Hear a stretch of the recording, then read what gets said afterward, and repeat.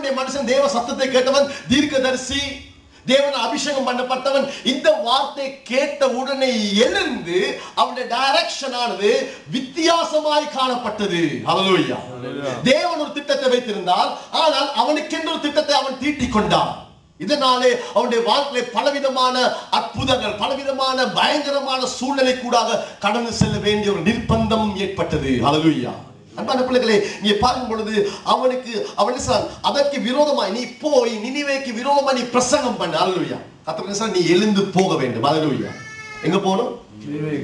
நினிவேக்கு போகணும். ஹல்லேலூயா. இங்க நினிவே இருக்குதா? ஹலோ இருக்குது.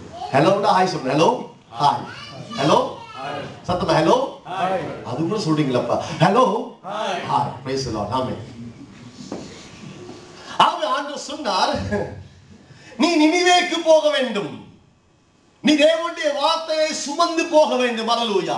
ஆகவே இன்று கர்த்தருடைய வார்த்தையை எடுத்துக்கொண்டு போகிற ஒரு தலைவனை, ஒரு தலைவியை, ஒரு மனுஷனை கர்த்தர் தேடிக் கொண்டிருக்கிறார். ஹல்லேலூயா. ஆமென். இந்த பட்டணத்திலே கர்த்தருடைய வார்த்தை